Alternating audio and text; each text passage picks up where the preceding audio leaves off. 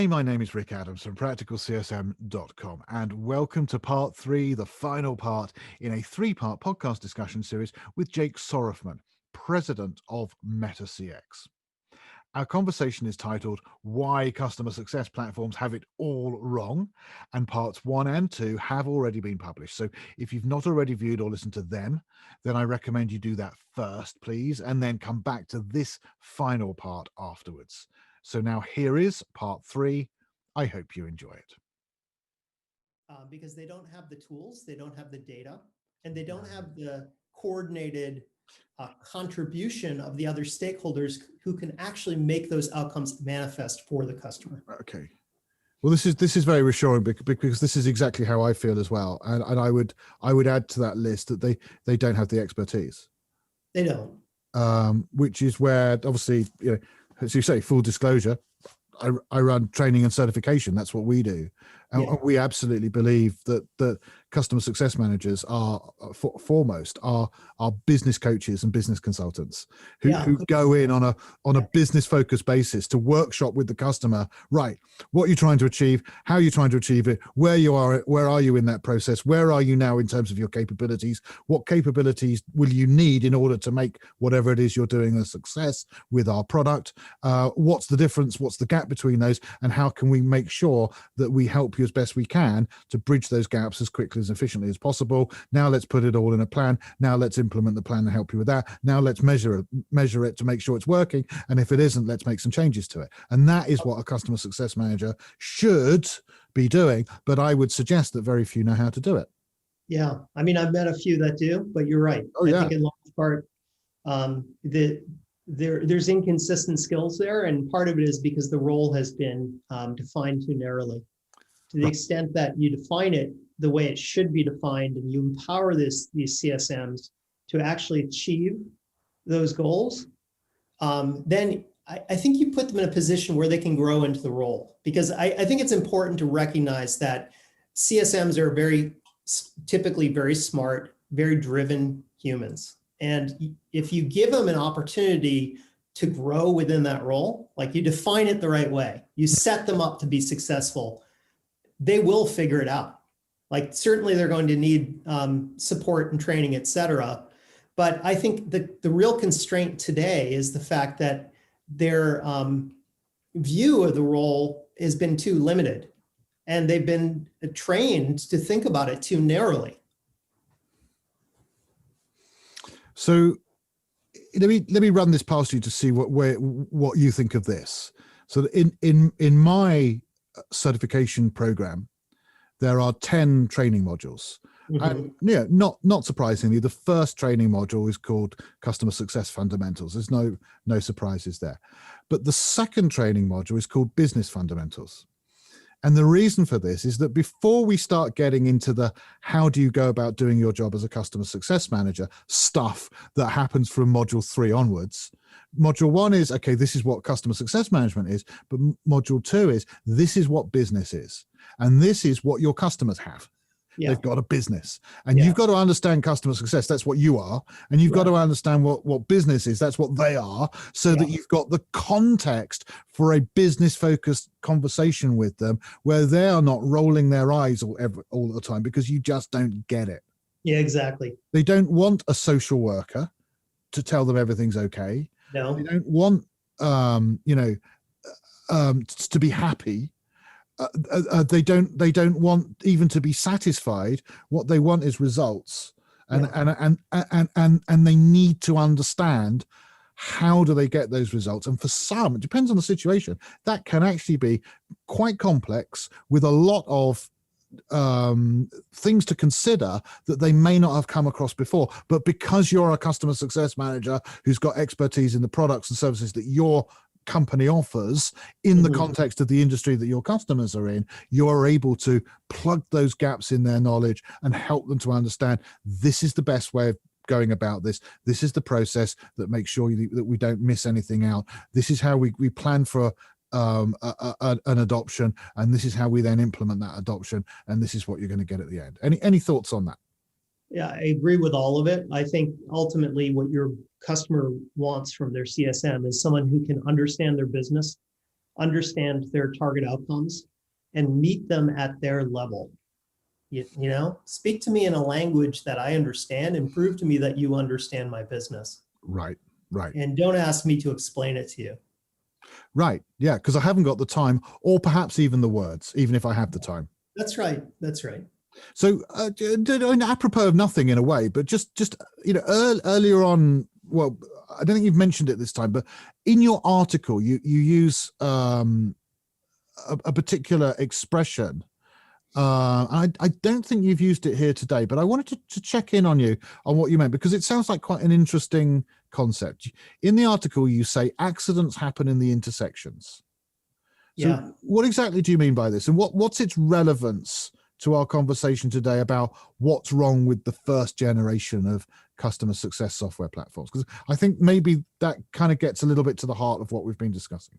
Yeah, absolutely. It's the intersections between the functions where the experience tends to break down. I think conspicuously, that's the handoff between sales and customer success in the context of what we're talking about today. Is that moment is where the customer feels let down, and the stakeholders responsible for managing the renewal cycle are not put in a position where they can be successful with that customer because the knowledge hasn't been adequately transferred. And there isn't a shared understanding of the expectations that have been set, the outcomes that have been promised. So that's a moment of disappointment, both internally and externally. And it's no surprise, because the way that companies grow and scale is as they get larger, they create more specialized functions necessarily. Functions become more narrowly oriented. And you need to stitch them together in a way that allows the collective to operate in a way that works. Too often what happens is you allow that internal madness of your organization, the stitching together of these functions, to show through in a way that is just not a good look. And customers experience it firsthand. I like making the distinction between the front stage and the backstage. The backstage is the internal madness of how your company works. It's the scaffolding, it's the duct tape and paper clips, it's the madness of making a large complex organization work. Hopefully it's not that complex, and then the front stage is the show that you're putting on behalf of the customer. It should be orchestrated, it should be elegant, it should be simple, and it should be above all else oriented toward their needs, not how you operate as a business. Well said. Well said. Okay, so leaving the detail of the role of the CSM aside, let's talk about how customer success as a business function, as you've been describing it, fits within the wider business, which obviously is a critical element to what you were saying is currently wrong. So in your opinion, Jake, where should customer success report within the business? What is the role of the chief customer officer or CCO versus, say, the chief revenue officer or CRO? And how should these two be collaborating? Yeah, it's a really, really good and interesting question. I don't have a perfect answer, but I'll tell you my opinion. So my opinion is that customer success should report up to a CRO. So the CRO, by definition, is responsible for the whole revenue cycle. If you've given a CRO that title and all they do is manage sales, then it's a glorified, inflated title. In a recurring revenue business, the CRO is responsible for acquisition, renewal, and expansion revenue, which encompasses customer success. So that's my answer on the role of the CRO. The answer on the CCO is much, much more complicated, because there's really three variants for a CCO that I've seen in organizations. The first is the wrong one. I'll just say that up front, which is the CCO as just owning the customer success function. So in my opinion, that's a VP of customer success. Like, of course it is, yeah. Don't inflate the title, because the customer experience, the chief customer officer, should have a broader remit than that. Definitely. And the second variant is the chief customer officer as like the advocate for the customer, more of a strategic and arbitration role, where they're advising across functions. Yes. But they don't necessarily have any real authority. I actually see this one blow up a lot. because they have the right intentions, the right orientation, but they don't have any organizational authority. They don't own, they don't actually own anything. They don't. So that one I think is falling out of favor. And then the third variant, which is the rarest still, which I think is really fascinating, is the chief customer officer as the owner of everything customer facing and revenue generating. So the CCO owning marketing and sales and customer success. You don't see this very often, but it kind of makes some sense. And I'll qualify that in a second. It makes sense when you think about it from the perspective of these are connected disciplines and they need to work together on behalf of the customer. When they win, we win, like that sort of orientation. At the same time, short-term results, quarterly ARR often trumps long-term LTV. Yes. So you create this unnatural dynamic potentially within that role where they feel that in order to meet near-term results, they might sacrifice customer happiness, customer value over time. But I think it's really interesting. I think it's I haven't seen it very often. Example, what's the relationship then with a CRO if the CCO is in the position you're describing in your third iteration there? The CRO would report to the CCO. I guess there'd be no choice, right? Right. It would have to be that way. Okay, Yeah.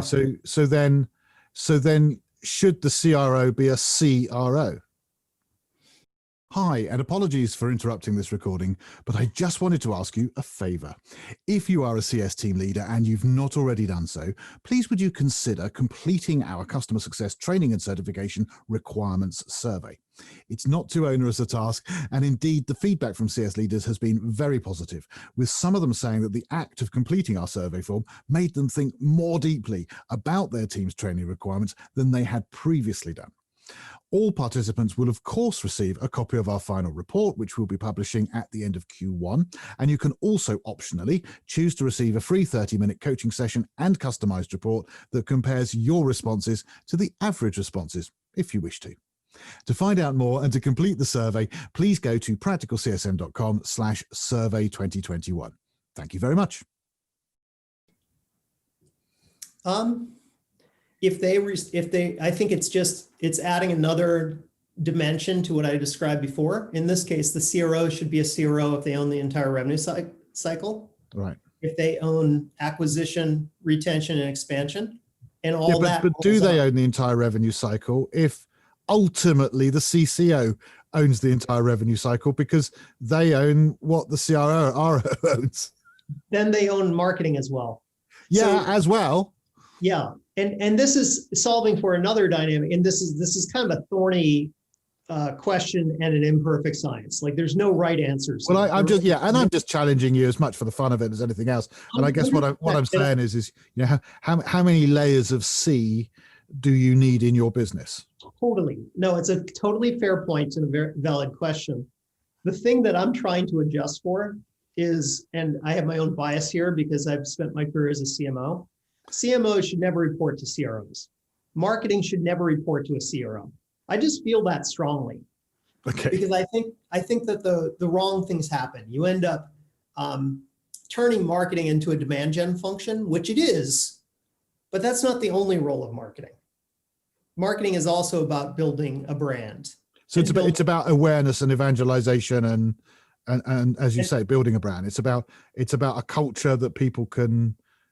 Absolutely. A vision that everyone can buy into, including employees and investors as well as customers, right? Absolutely. So every one of these options that we're discussing has its own benefits and challenges for sure. Yes. And I don't think that there's a perfect answer. No, I don't. I agree. I don't think that one size fits all. Actually, anyway. No. All right. Well, great. I mean, we've covered a lot of ground.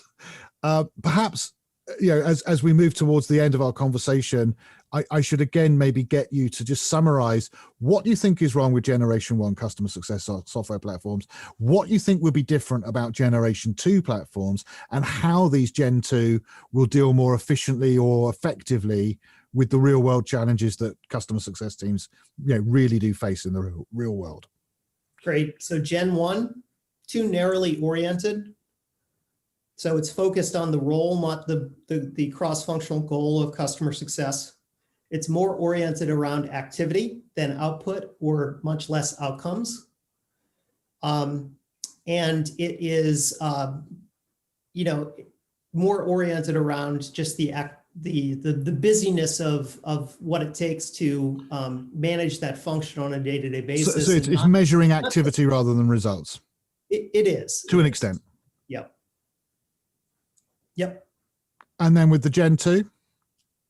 Gen 2 becomes cross-functional, full life cycle, more broadly oriented. It's about orchestrating a customer life cycle that's focused on outcomes.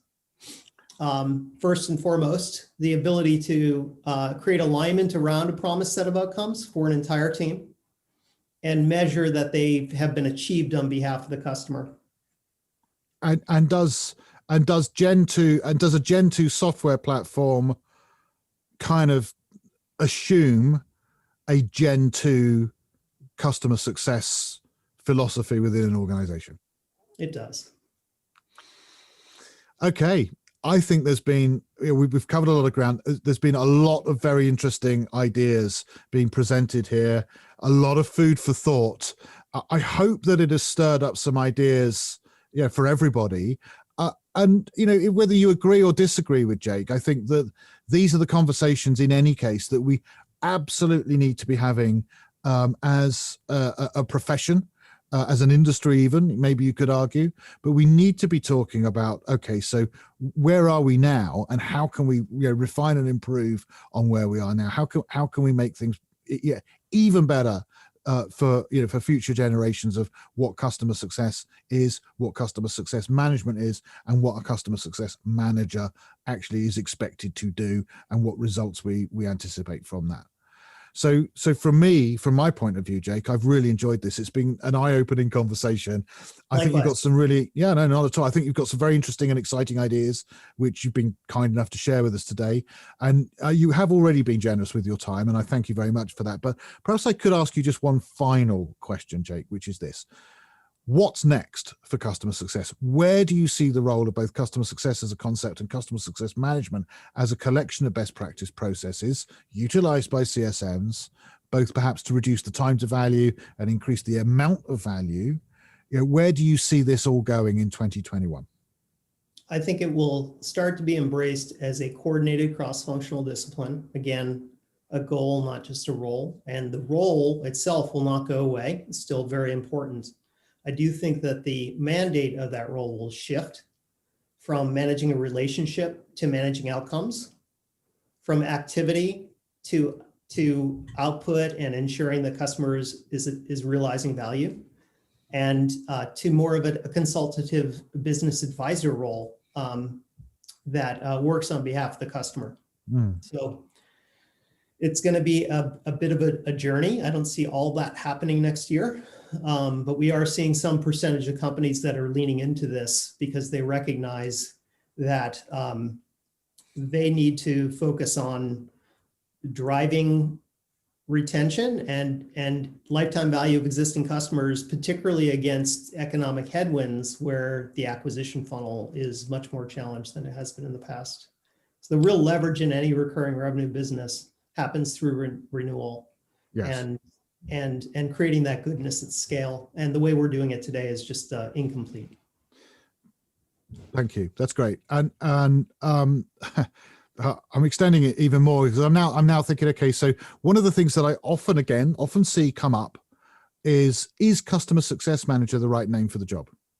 So I think I'm just going to throw that one at you as well. I'm just interested to see whether you already have sort of thought that yourself and whether you've got an opinion on that.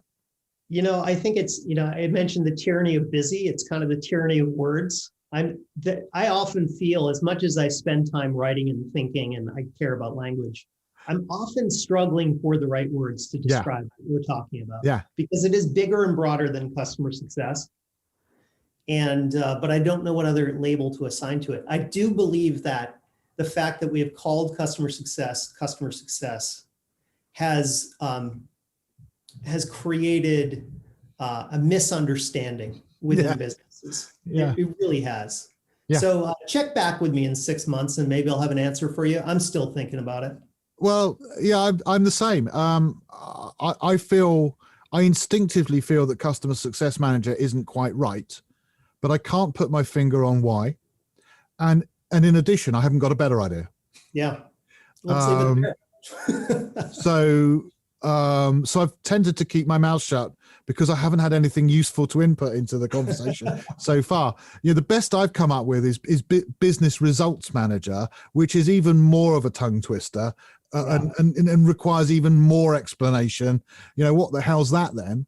As customer success did. So I don't think it's really been all that helpful, but effectively, I don't think you and I are too far away in terms of what we think it is that CSM should be, focusing on and doing. So I would agree. It's been great. Great spot for us to draw the conversation to a close, I think, for now anyway, but actually, I'm going to take you up on what you just suggested. Excuse me. It would be great to have you back on as a guest. I'd love that. In the future, to update us on how your Gen 2 platform development has advanced and on the state of play in customer success. Would you be willing? More than willing. Thank you. Fantastic. In which case, it just remains for me to say thank you very much, Jake, for joining me today. Thank you, Rick. Appreciate it. If viewers or listeners want to get in touch with you, what's the best way for them to do so? MetaCX.com, LinkedIn for sure. Reach out, Twitter, Jake Sorofman. Okay, so you have been watching or listening to a podcast conversation with Jake Sorofman, president of MetaCX, on the topic of why customer success platforms have it all wrong. Thank you for your kind attention. And if you've enjoyed this podcast, please do me a favor, if you will, and share the link on social media or tell your friends and colleagues about it. We have a whole bunch more fantastic podcast guests lined up for 2021. So if you'd like to be kept updated when we release more podcasts and articles and videos, then please go to our website at practicalcsm.com and become a free member.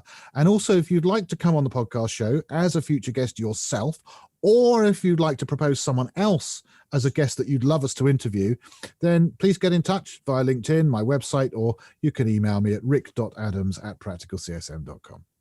My name is Rick Adams from practicalcsm.com, saying thank you for listening to this podcast, and I look forward to talking to you again in future episodes.